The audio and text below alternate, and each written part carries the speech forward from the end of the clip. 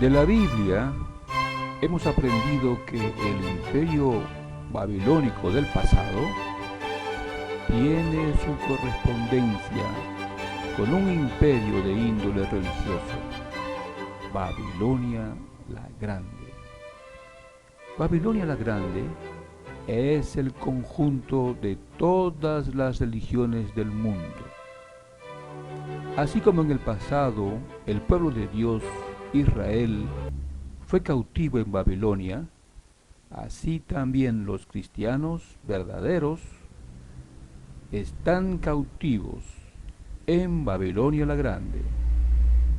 Así como en el pasado Jehová Dios ordenó a su pueblo salir de Babilonia, así también en el presente Jehová Dios ordena a su pueblo salir de Babilonia la Grande.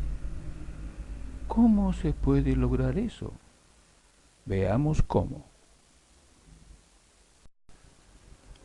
La verdad los libertará de Babilonia la Grande.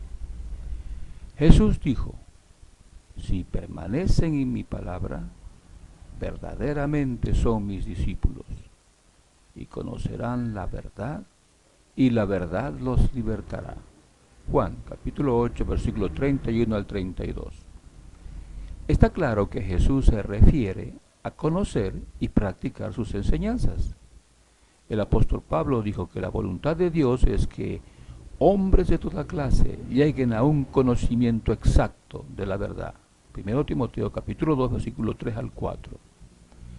Solo si conocen y practican las enseñanzas de Cristo, las personas vivirán libres. ¿Libres de qué? ¿Y qué enseñó Jesús? Veamos algunas enseñanzas de Jesús.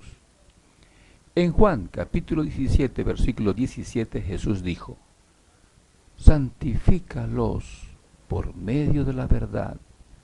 Tu palabra es la verdad. Jesús estaba orando a su Padre cuando dijo estas palabras. Al decir esto, Jesús nos ha dejado un excelente ejemplo. Todos sus discípulos debemos considerar con muchísimo respeto las palabras de Dios, pues son la verdad. Jesús citó frecuentemente de las escrituras hebreas para apoyar sus enseñanzas. Él las consideró la palabra de Dios, la verdad. Tenemos un ejemplo del uso que Jesús dio a las escrituras en Mateo capítulo 4, versículo 8 hasta el 11. Leámoslo. De nuevo el diablo lo llevó consigo a una montaña excepcionalmente alta, y le mostró todos los reinos del mundo y su gloria, y le dijo, todas estas cosas te las daré si caes y me rindes un acto de adoración. Entonces Jesús le dijo, vete, Satanás, porque está escrito, es a Jehová tu Dios a quien tienes que adorar, y es solo a Él a quien tienes que rendir servicio sagrado. Entonces el diablo lo dejó, y mire, vinieron ángeles y se pusieron a ministrarle. Al decir está escrito, Jesús se refería a las escrituras hebreas. Por lo tanto, lo que dijo es la verdad. Solo debemos adorar a Jehová nuestro Dios. Así está escrito en Deuteronomio capítulo 6, versículo 13. Jesús nunca pidió ser adorado. Fue Satanás quien pidió ser adorado. Poco tiempo después de la muerte del último apóstol, líderes cristianos cambiaron esta clara enseñanza de Cristo. No permanecieron en la enseñanza del Cristo. ¿Por qué cambiaron esta clara enseñanza de Cristo? Porque eran apóstatas. Se estaba formando el clero. No permanecieron en la enseñanza del Señor Jesucristo. Jesús nunca pidió ser adorado, pero el clero comenzó a adorarlo. Estaban siguiendo la costumbre de los romanos. Ellos divinizaban a sus emperadores y sus héroes. Así se dio un paso que permitió adorar a los santos y sus imágenes. Se apartaron de la enseñanza del Cristo, apostataron, perdieron su libertad al lado de Cristo y se hicieron esclavos de los demonios. Por favor, lea primera carta a los Corintios, capítulo 10, versículo 19 al 20, donde el apóstol Pablo explica que los sacrificios que las naciones sacrifican a sus ídolos, en realidad están sacrificándolos a los demonios. Ellos se hicieron esclavos de los demonios y esclavos de Babilonia la Grande. ¿Qué nos sucede al morir? Veamos otra enseñanza de Jesucristo. En Juan, capítulo 5, versículo 26 hasta el 29. Porque así como el Padre tiene vida en sí mismo, así también ha concedido al Hijo el tener vida en sí mismo, y le ha dado autoridad para juzgar, puesto que es el Hijo del Hombre. No se asombren de esto, porque viene la hora en que todos los que están en los sepulcros oirán su voz, y saldrán de allí. Los que han hecho el bien resucitarán para tener vida, pero los que han practicado el mal resucitarán para ser juzgados. Nueva versión internacional. Así es, los muertos están en los sepulcros. Vendrá la hora en que Cristo los resucitará. Mientras están en los sepulcros, no están conscientes de nada en absoluto. Así lo explicó Salomón en Eclesiastés capítulo 9, versículo 5. Leámoslo. Porque los vivos saben que han de morir, pero los muertos no saben nada ni esperan nada, pues su memoria cae en el olvido. Nueva versión internacional. El clero cambió esta enseñanza de Cristo. ¿El alma es inmortal? El clero dice sí, el alma es inmortal. Los pecadores sufren tormentos eternos en el infierno. Los que creen estas mentiras se hacen esclavos del temor, esclavos de las mentiras de Babilonia la Grande. Platón, el filósofo griego, dijo: el cuerpo es la cárcel del alma inmortal. Eso es una mentira. El verdadero cristiano no participa en las guerras entre naciones. Otra enseñanza de Jesús.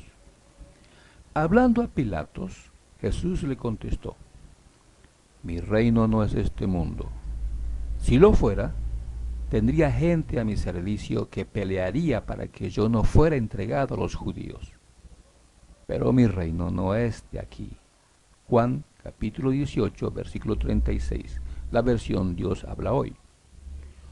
Los discípulos de Cristo no participan en guerras humanas, ni siquiera para defender a su propio caudillo, Cristo. El clero cambió esta enseñanza de Cristo porque es apóstata, se hizo parte de Babilonia la Grande. ¿Los cristianos marchan a la guerra? El clero apóstata dice: sí, son guerras justas. Los que creen estas mentiras llegan a ser esclavos de comandantes militares impíos, llegan a ser esclavos de Babilonia la Grande. En ella se halló la sangre de profetas y de santos y de todos los que han sido degollados en la tierra. Eso dice Revelación capítulo 18, versículo 24.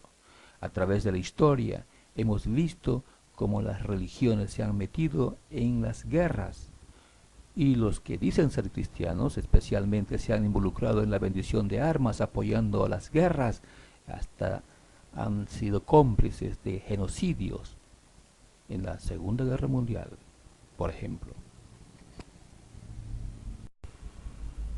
El Altísimo no mora en casas hechas de mano.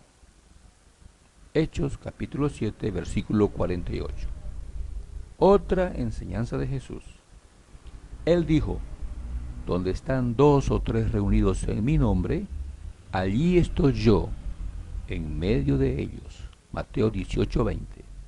Según Jesús, no es necesario un gran auditorio, una gran multitud de discípulos para estar presente entre ellos. Hasta dos o tres congregados en su nombre son dignos de tener a Jesús entre ellos. Por lo tanto, son innecesarios grandes edificios para contener una congregación de discípulos de Cristo.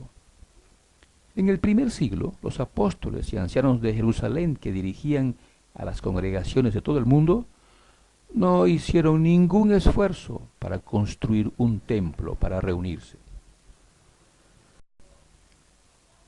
Dividieron a los hermanos en pequeños grupos que se reunían en casas particulares. Por todo el mundo, en el siglo I, los cristianos siguieron ese modelo. Eran los paganos los que construían grandes templos para adorar a sus dioses. Sin embargo, para el siglo IV surgió una clase de cristianos que quisieron imitar a los paganos y construyeron enormes templos.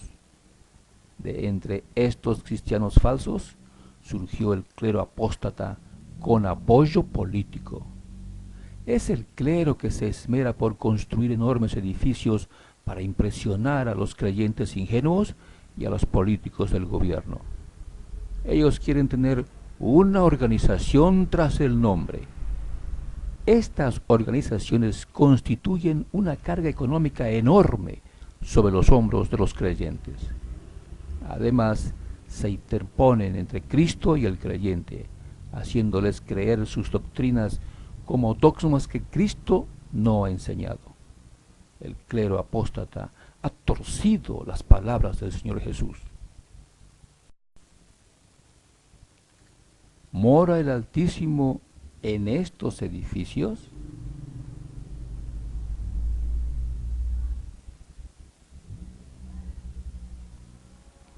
La respuesta clara es no. Si Cristo hubiera creído necesario hacer edificios para que adoren a su Padre Jehová, lo hubiera dicho, pues él sabía que el templo de Jehová en Jerusalén iba a ser destruido. Pero Jesucristo no pidió a sus discípulos construir templos para adorar a Dios. Por favor, lea Juan capítulo 4, versículo 21. El apóstol Pablo hizo este comentario a los filósofos de Atenas. El Dios que hizo el mundo y todas las cosas que hay en él, siendo como es éste, Señor del cielo y de la tierra, no mora en templos hechos de manos, ni es atendido por manos humanas como si necesitara algo, porque él mismo da a todos vida y aliento y todas las cosas. Hechos capítulo 17, versículo 24 al 25. Así es, los cristianos no necesitan enormes templos para adorar a su Dios Jehová. Las organizaciones religiosas y su clero son innecesarios. El Señor Jesús los reducirá a nada cuando Él venga. Compare con la segunda carta a los Tesalonicenses capítulo 2 versículo 3 al 11. Mientras ese tiempo llegue, las personas que continúen dentro de estos sistemas religiosos seguirán llevando las cargas que su clero esclavizador les pone sobre sus hombros. Muchos se imaginan que apoyando al clero agradan a Dios. No es así, más bien son esclavos de hombres, no de Dios. Han perdido la libertad que Cristo da. Todos ustedes son hermanos. Una enseñanza más. Jesús también dijo: no sean llamados rabí, porque uno solo es su maestro, mientras que todos ustedes son hermanos. Tampoco sean llamados caudillos, porque su caudillo es uno, el Cristo. Mateo capítulo 23, versículo 8 y 10. Los apóstoles entendieron bien la posición que tenían entre sus hermanos cristianos. No eran sus amos, sino colaboradores de sus hermanos. No somos amos sobre la fe de ustedes, dijo Pablo, en segunda carta a los Corintios, capítulo 1, versículo 24. Veamos este versículo en diferentes traducciones. La traducción del Nuevo Mundo dice: no que seamos nosotros amos sobre la fe de ustedes, sino que somos colaboradores para su gozo, porque es por su fe que están firmes. Ahora veamos la traducción latinoamericana actual.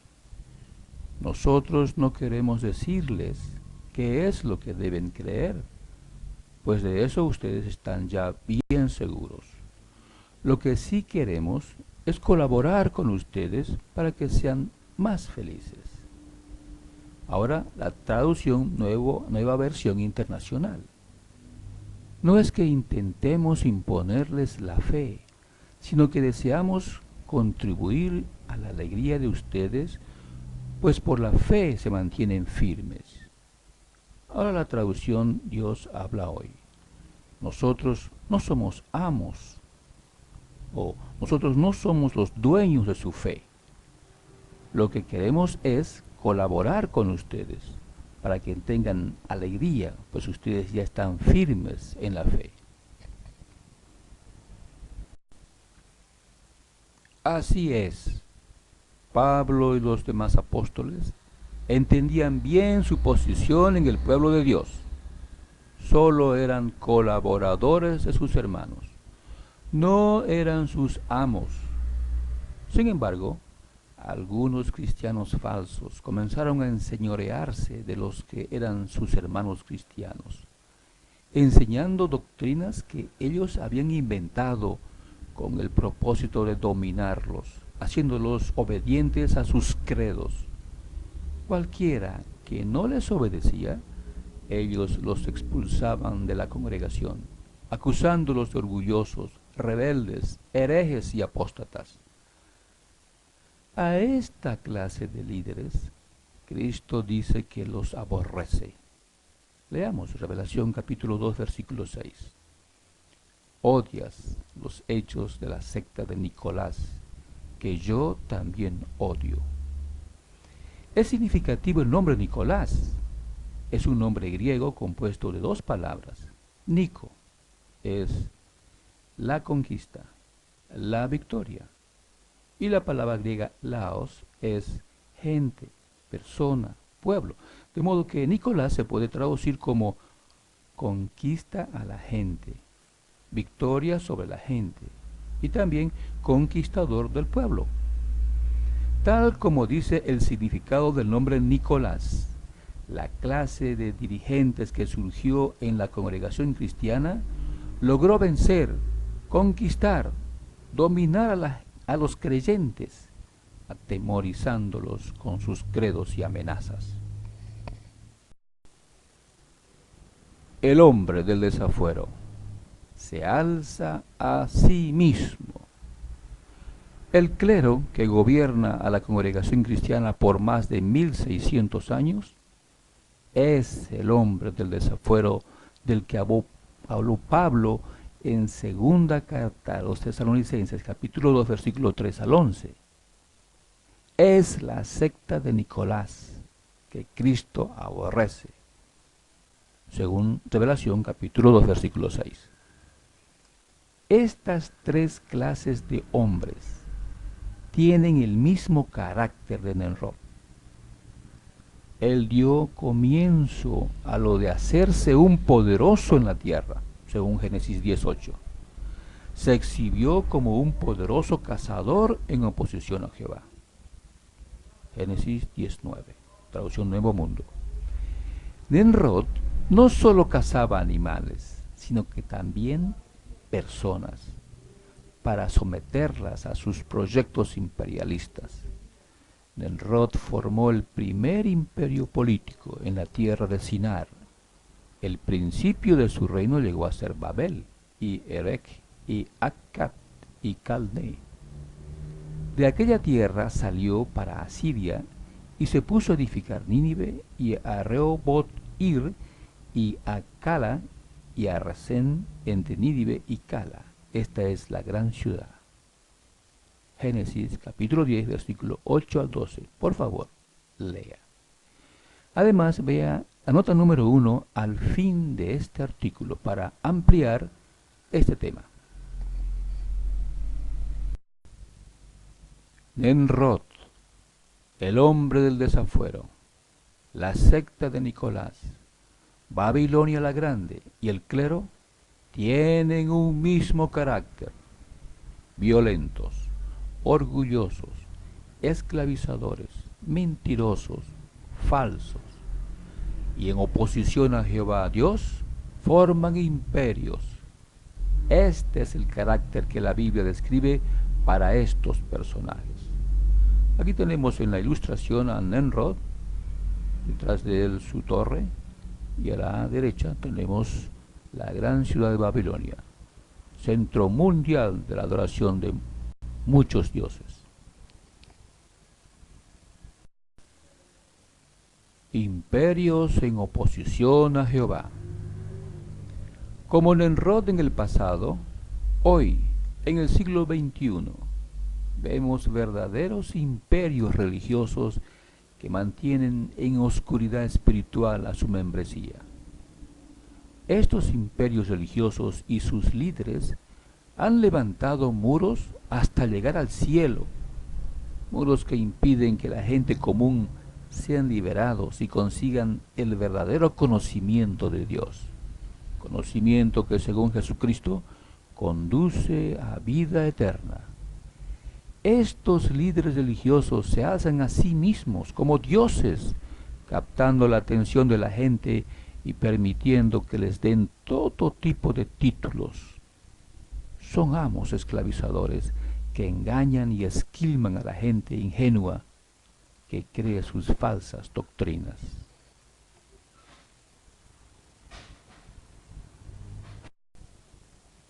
Nunca veré lamento. El clero, la jerarquía eclesiástica, se siente segura detrás de sus muros organizacionales. Vea nota al pie. Al pie. Nota. Organizacional. Es un adjetivo. Se dice de la organización o relacionado con ella. Los intereses organizacionales y profesionales de ciertos grupos hacen que estos encuentren en el discurso moral un modo de presentar como universales o generales sus intereses particulares. Volviendo al párrafo. Lea el juicio que Dios les da en Revelación capítulo 18, versículos 7 al 8. Al grado que ella se glorificó a sí mismo y vivió en lujo desvergonzado, a ese grado de tormento y lamento, porque sigue diciendo en su corazón: estoy sentada como reina, y no soy viuda, y nunca veré lamento. Por eso, en un solo día vendrán sus plagas, muerte y lamento y hambre, y será quemada por completo con fuego, porque fuerte es Jehová Dios que la juzgó. Tal vez el clero y sus rebaños crean que sirven a Dios, al Dios de la Biblia, pero están muy equivocados. En realidad sirven a Satanás. Compare con 2 Tesalonicenses capítulo 2 versículo 9 al 10.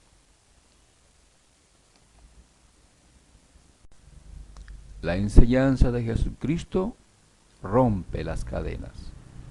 Jesucristo dijo: si permanecen en mi palabra, verdaderamente son mis discípulos, y conocerán la verdad, y la verdad los libertará.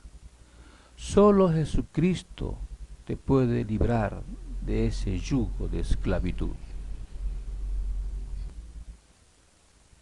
Estimado amigo, amiga, hoy usted ha recibido información realista, no sectaria, de la condición espiritual y material en la que vive la congregación de los cristianos de todo el mundo. Ahora usted puede entender el alcance de las palabras de Dios dichas en Revelación 18:4. Sálganse de ella, pueblo mío, si no quieren participar con ella en sus pecados y si no quieren recibir parte de sus plagas.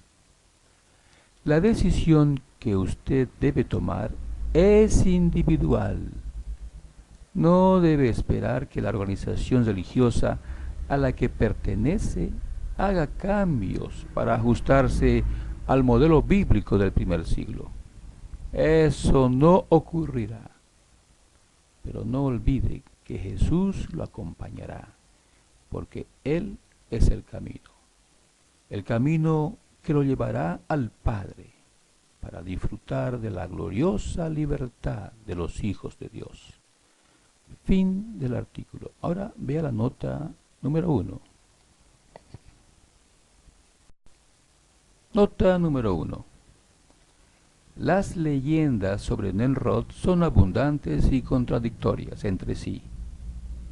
En lo que sí concuerdan todas las tradiciones es en que fue el primer monarca de la historia de la humanidad. Esto pudiera ser una evidencia de que la frase delante del Señor en el libro de Génesis identifica a Nimrod como un opositor a Dios, dado que en la Biblia se deja ver que los gobiernos monárquicos no son los favoritos del Dios hebreo. Compare con 1 Samuel, capítulo 8, donde se hace una explicación de cómo el pueblo de Israel rechazó la gobernación de Dios y pidió un rey. Por supuesto, esto le molestó muchísimo a Samuel. Sin embargo, Dios mismo dijo que escucha al pueblo, que no lo rechazaron a él, sino que fue a Dios mismo a quien rechazaron. Este Dios hebreo muestra preferencia por un orden social sencillo, de estilo patriarcal, que solo lo reconozca a él como rey. A Nimrod también se le adjudica la construcción de las primeras metrópolis que existieron en el mundo después del diluvio, lo que pudiera tomarse como algo opuesto a la voluntad de Dios, quien pareciera preferir que los seres humanos vivieran en el campo en contacto con la naturaleza y no apiñados en ciudades. Esto sin olvidar que a Caín, personaje negativo por excelencia, se le atribuye la creación de la primera ciudad después de la caída. Génesis capítulo 4, versículo 17. Esta nota ha sido tomada de la Wikipedia bajo el título Nimrod.